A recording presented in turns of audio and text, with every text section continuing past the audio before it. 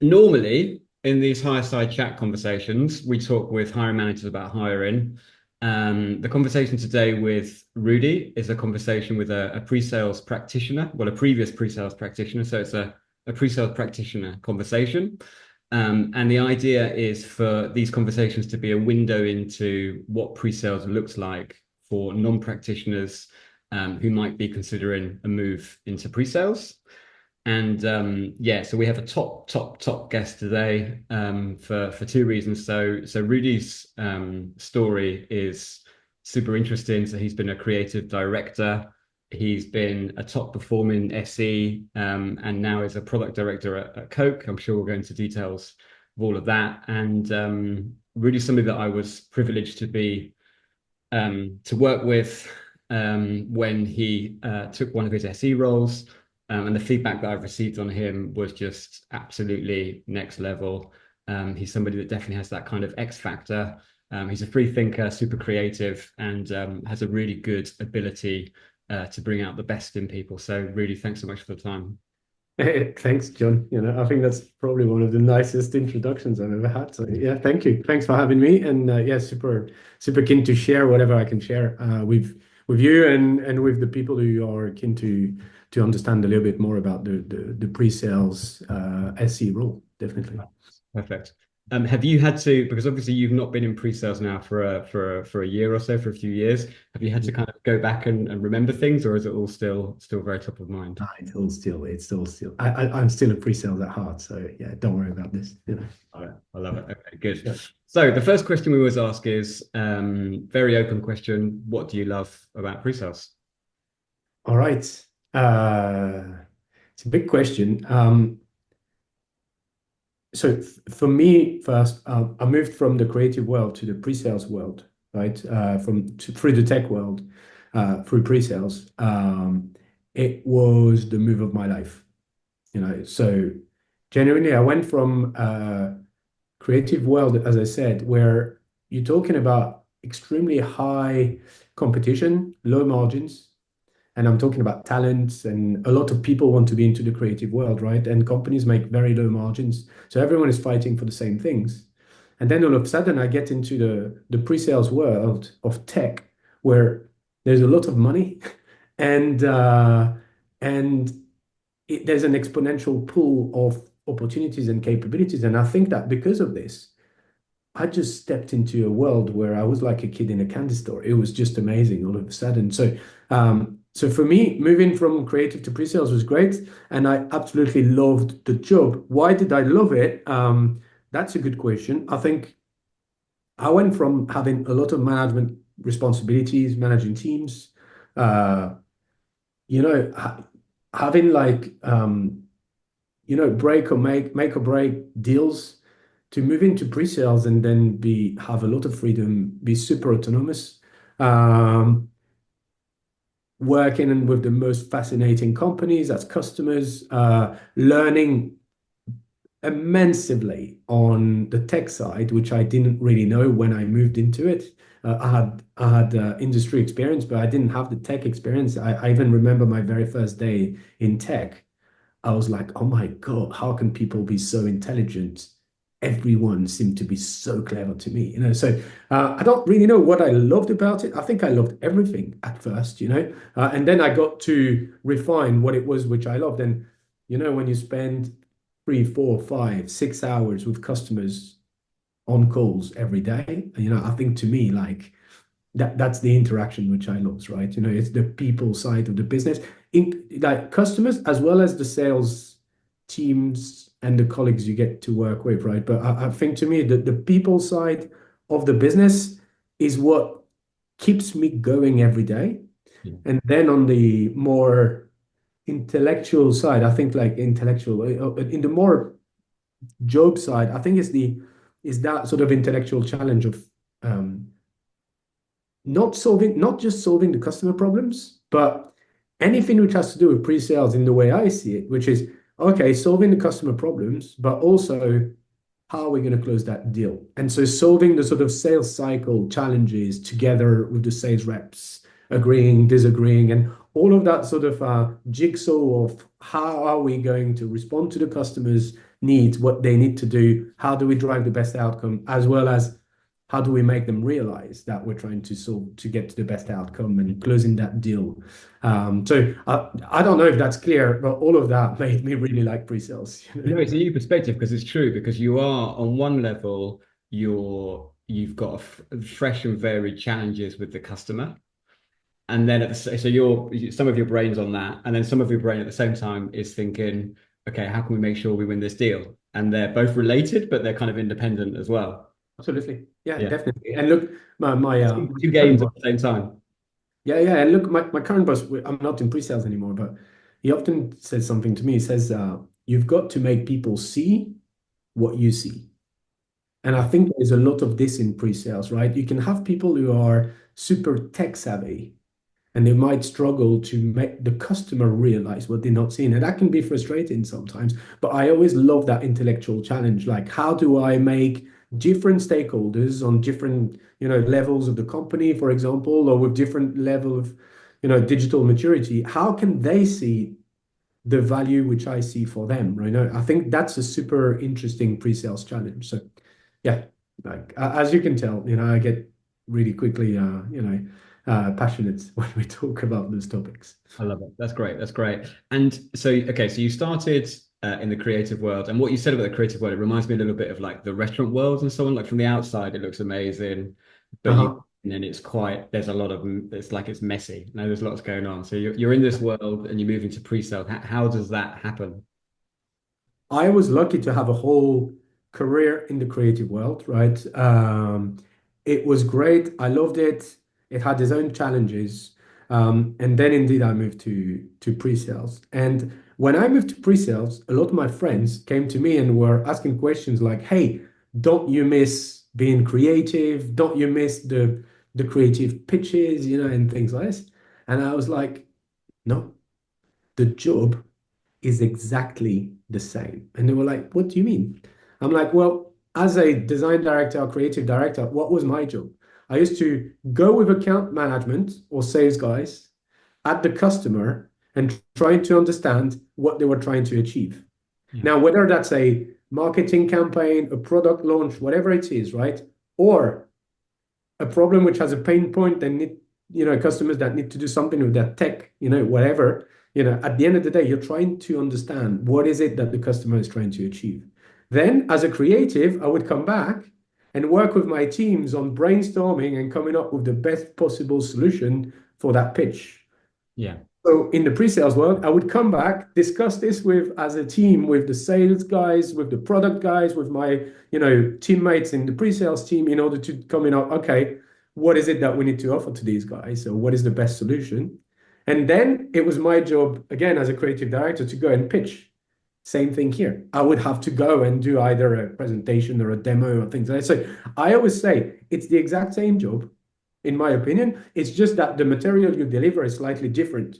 Yeah. But I'll tell you what, because when I was in the creative world, I was never the guy who makes the creative as such. I always had people who were better than me at doing those things. And I think it was the same things with pre-sales. I always had people that were technically better than me, for example. So I was just, I think, good with the customers at understanding what is it they're really trying to do. What is it that they're not saying, but how do you read between the line to really understand, what they're trying to do?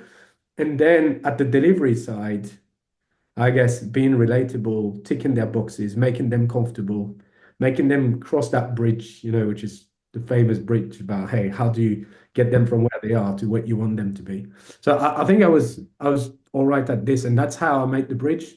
Um, I was lucky as well that I moved to a company first, um, where I was able to use my industry knowledge, my creative knowledge. I had a lot of relatable industry knowledge, which helped me move. And so, although I didn't have the tech background and I had to learn that thing, it was easy for me to transfer all my skills that I had acquired for 15 years, Yeah. and basically make the customers benefit of that, of those skills, but within the tech industry. Yeah. So basically, you're saying that creativity it doesn't have to be like what color scheme are we using and what fonts and stuff. Creativity can come from solving a problem in a novel way, and that you can do within pre-sales.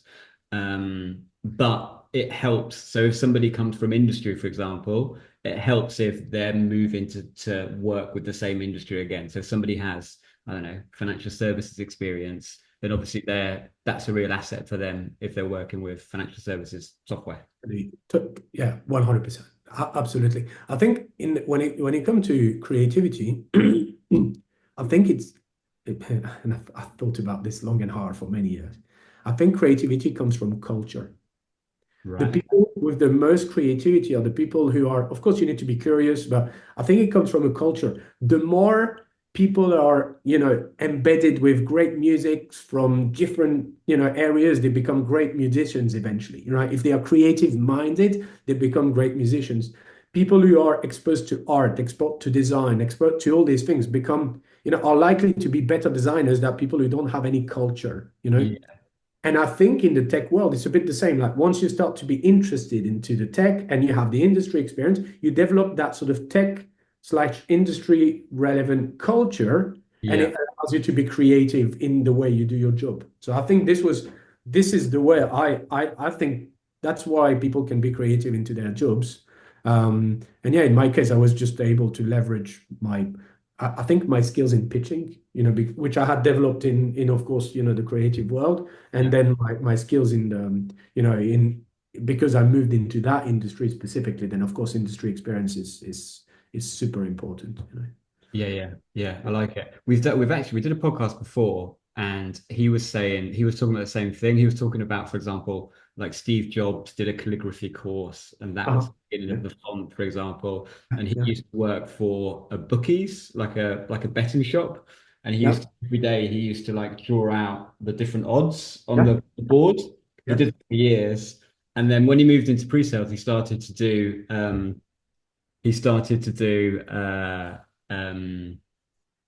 like big designs that he would do. So he did like the hierarchy of pre-sales with like different pictures and yeah. stuff. So he attributes that to doing the boards. It's so you take things from the different aspects of your life and it makes Absolutely. you unique and you're able to do things in like a unique way. Absolutely. And look, the story you were telling about Steve Jobs and calligraphy, that's one of my best favorite book ever. Right. It's Okay. Creativity Oh, Inc. It's yeah. by the founders of Pixar.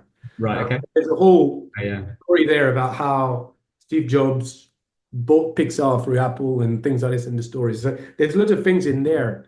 And what I keep on telling people that work with me, not in pre-sales necessarily, but people whom I work with, it's like it's not about doing a creative job. It's about doing your job creatively. And if Oh, I like it.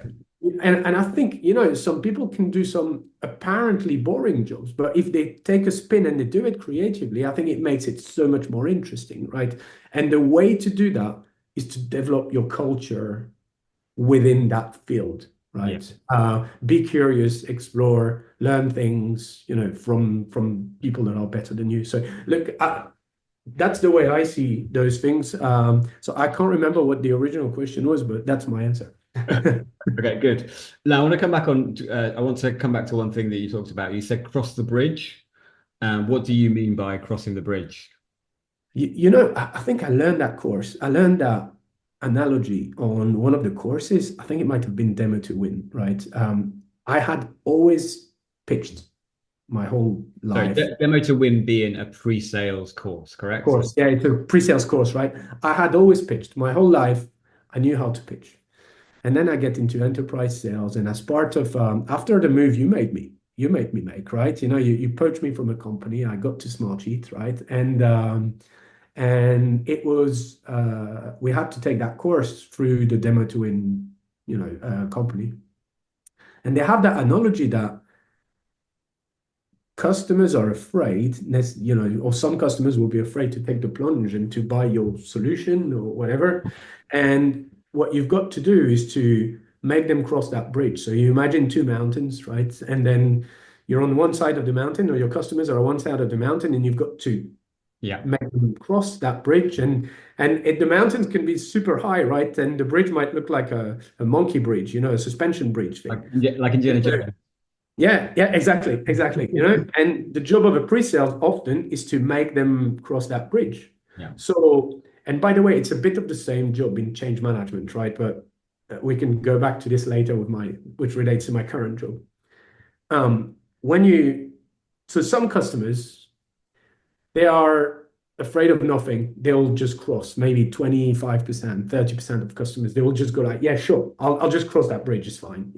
They have a compelling reason to do it. So they'll do it. That compelling reason is often super important.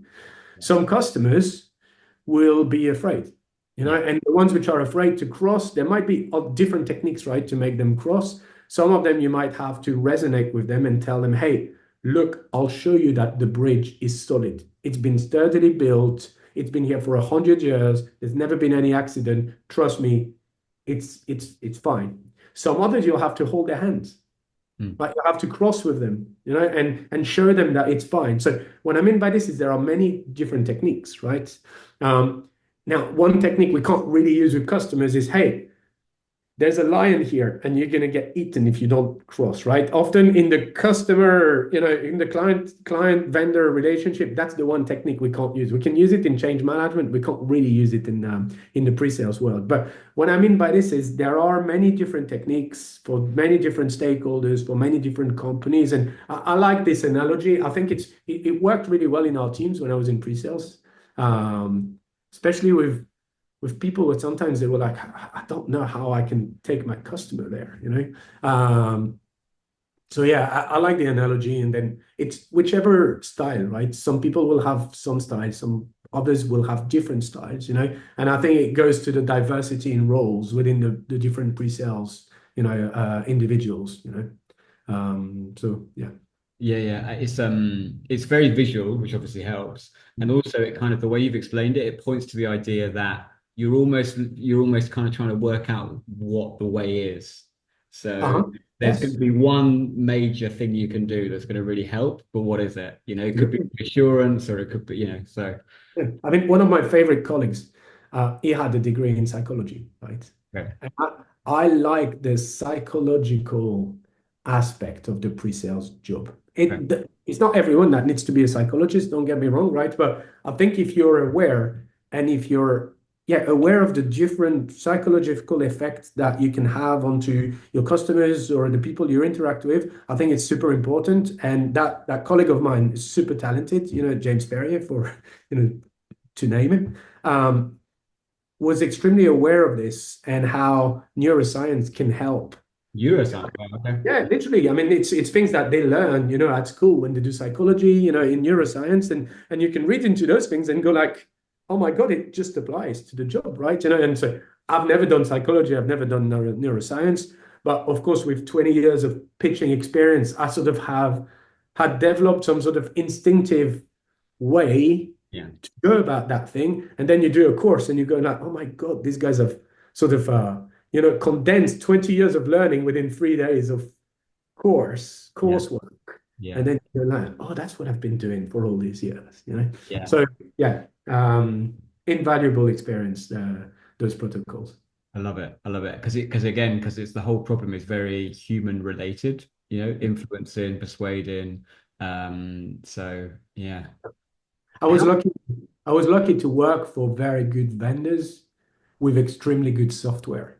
Like right. I wouldn't know what it is. I mean, if you're desperate trying to sell something that doesn't work, I don't know. I can't really talk for this, but both Esko and Smartsheet, which are the two companies I worked with when I was pre-sales, were just the software and the solutions were just outstanding, and the product teams were amazing, which meant that, from a software perspective, there was never any question whether it was a good fit or not. Most of the time it was a good fit. And then it's like, how can the customers see this? So I think that's the job. Yeah. Okay. That's good. That's good. Okay. When you were working in pre-sales, it's a bit of a funny job. It's a bit of a funny job title, and it's not a very well-known profession in the normal world. If people would say to you, so Rudy, I don't understand, what is it that you do exactly? But somebody out of tech, like a friend or your auntie or something like that, how would you explain it? It depends, right? I've never really been unfazed by the word sales in it. I understand when people are slightly, people don't like to be seen as being salesy, right? For me, I think I've always been salesy. I can't help it. It's part of my who I am, so it's fine. But I also have some colleagues who were absolutely not salesy at all, Yeah. right? They were pure as a matter of fact and extremely talented, extremely like you could tell that customers would trust them immensely.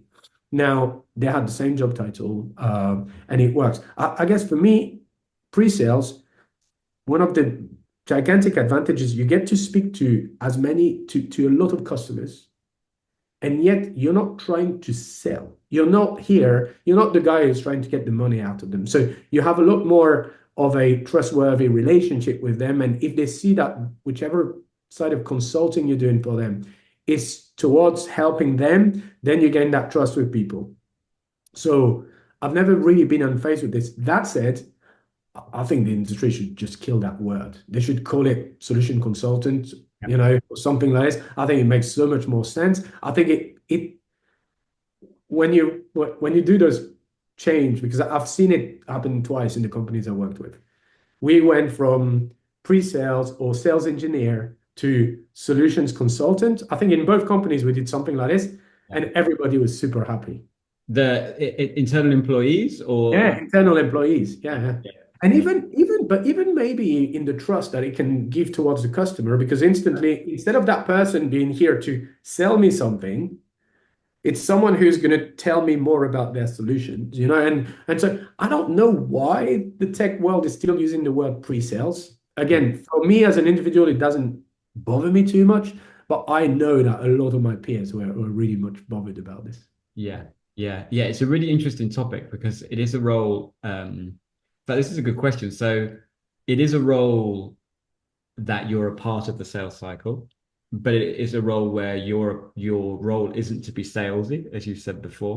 yeah, So if you have somebody that comes from, say, a consulting company or from an industry that says, I like what they're telling me here, I like the look of all of this, but yeah. it's working within a sales organization, it still feels salesy. Is it going to be salesy when I join? What would you say in that respect? Like, where is it salesy and where is it not salesy?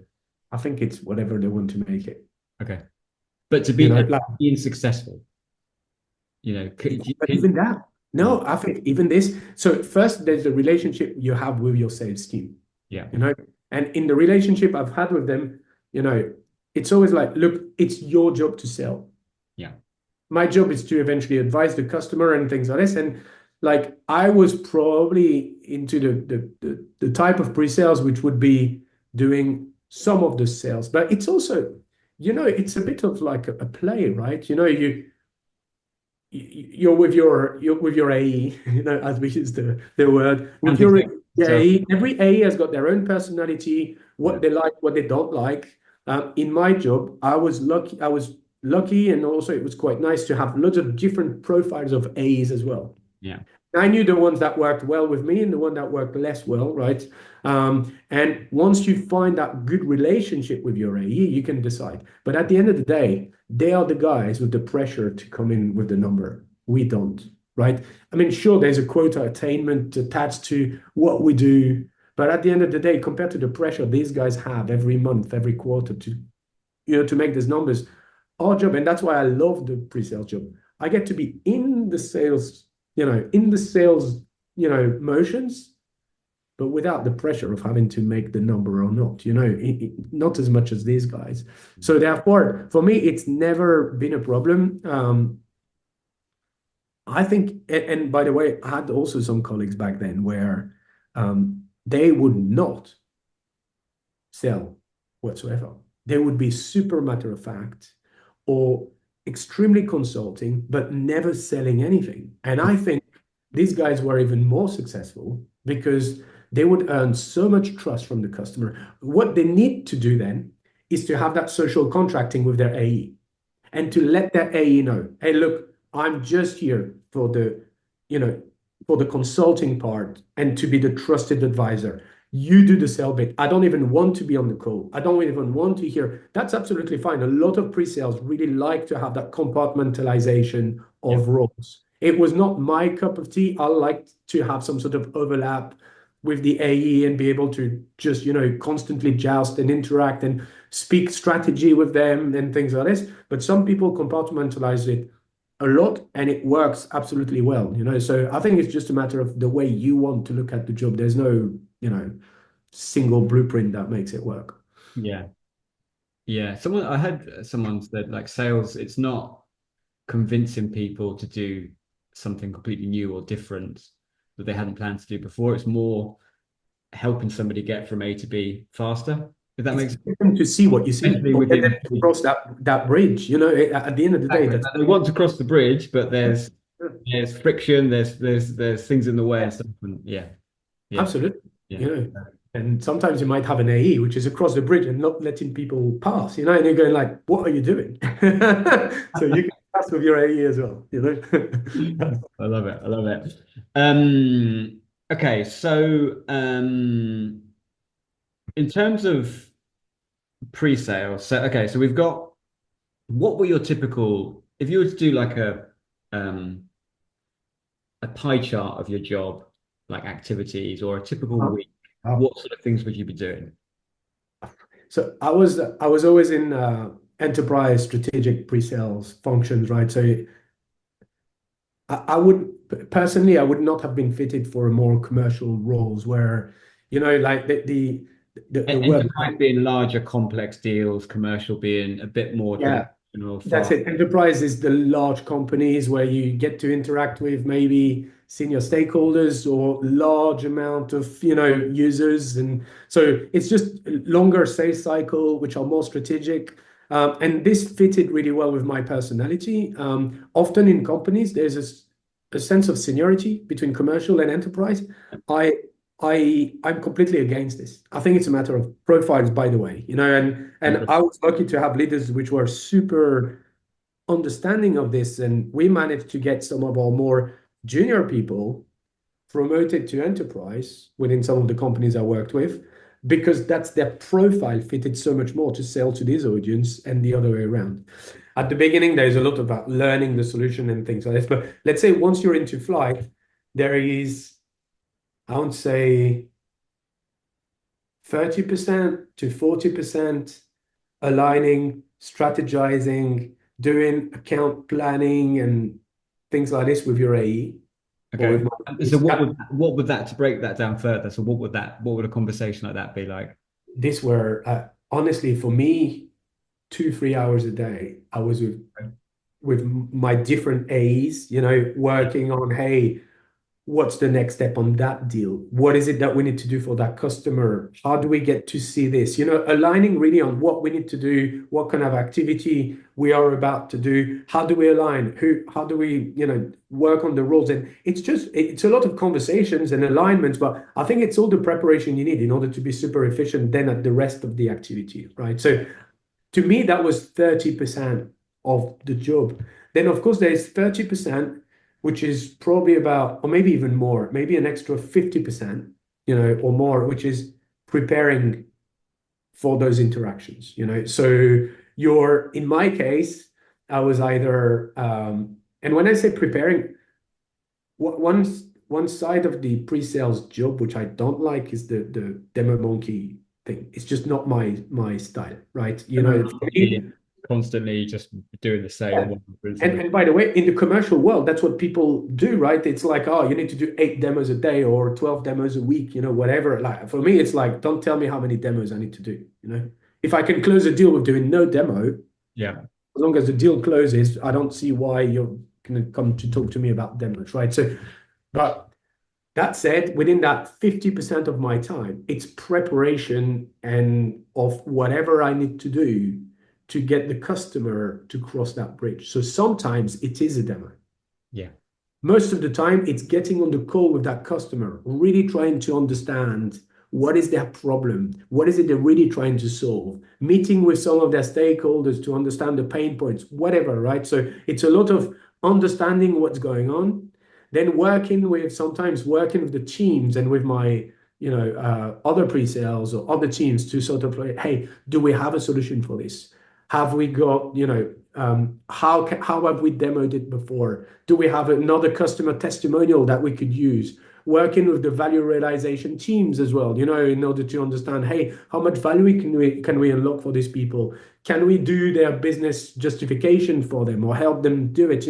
All of that thing, which at the end of the day, if you think about those 50% of preparation, it could be building a POC. It was not my thing. I would usually get people to do it for me, but like all of that prep can be a whole wide variety of for me, I would spend a lot of time doing my presentations. Like I like to have a slick presentation. Again, it's a style thing, right? But I think that's 50% of the time. And then so interactions with sales, 30%, 50%, and then 20% is the delivery, right? It's actually delivering pitches or delivering, let's say maybe this is 10%, because the other 10% is all the reporting things. Feels a lot bigger than it is, but obviously it's Yes. The yeah. last 10% is going on Salesforce and just logging in your activities, which I hate. This is not my part. You have to do it, but not my favorite part. All right, okay, cool, okay. And so specifically, in terms of strategizing with the AEs, in fact, in terms of all of it, what do you think makes a great SE? Um, Look, I don't know. The reality is, I'm describing the way I work, right? But I had colleagues of mine which had completely different profiles Yeah. and just as lethal. Like literally, there's a few that come to mind. And these guys, they loved to basically build the solution for the customers Yeah. and say, "Hey, your problem is this. I've built it for you." I'll show it to you. Yeah, and they don't want to do any talking.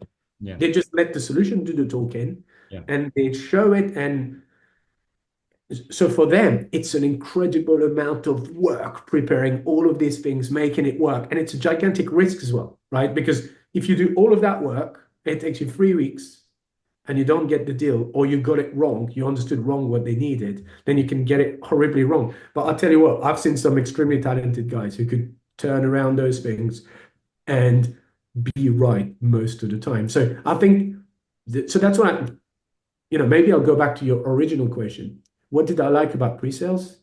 The autonomy that I was given to do the job the way I thought was the most Yeah. efficient for my style.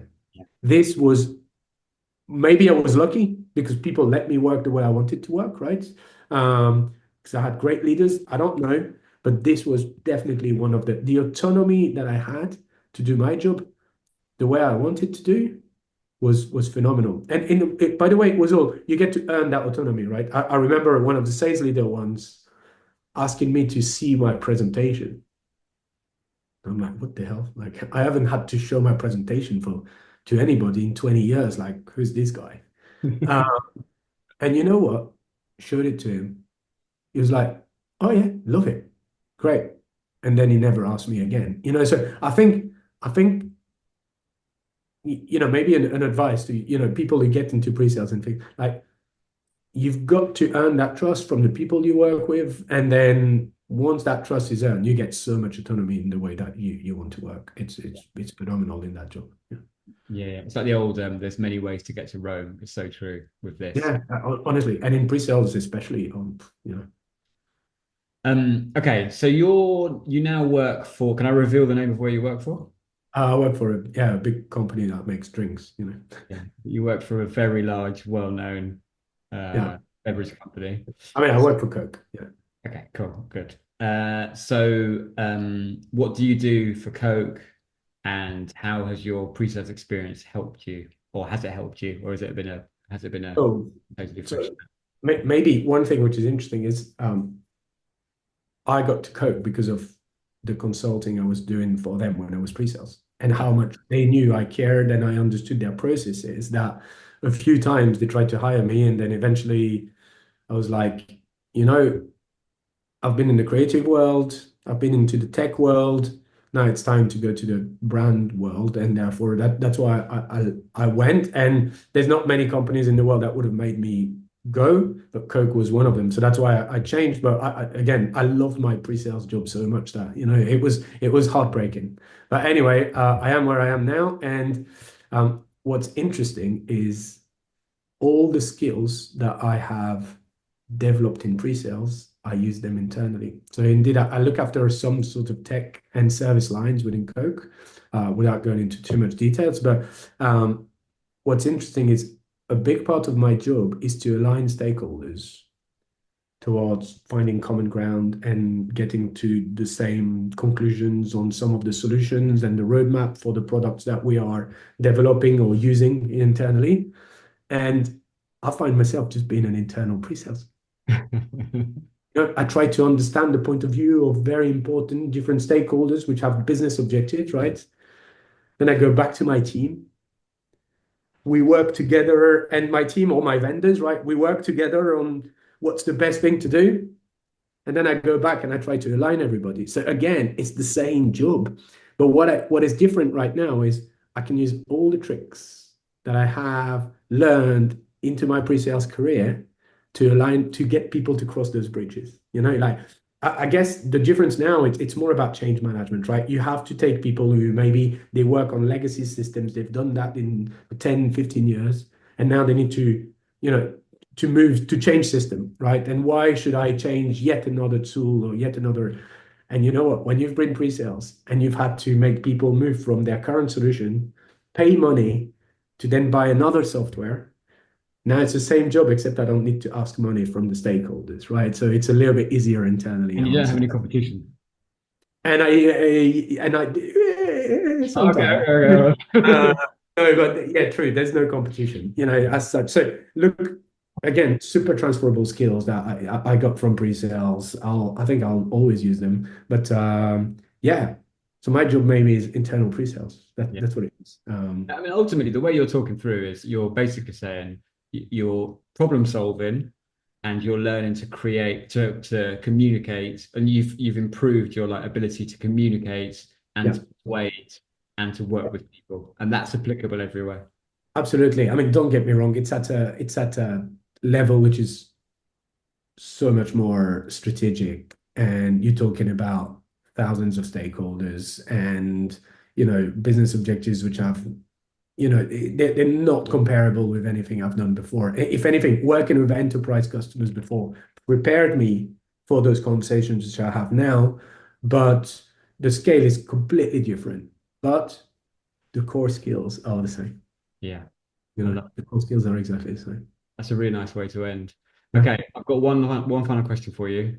Cool. You think you'll ever come back to the pre-sales world? Yeah, I think when the brand world has got enough of me, I might that might be my only choice. I don't know. We'll see. We'll see. Good. And you'll call me when that happens, yeah?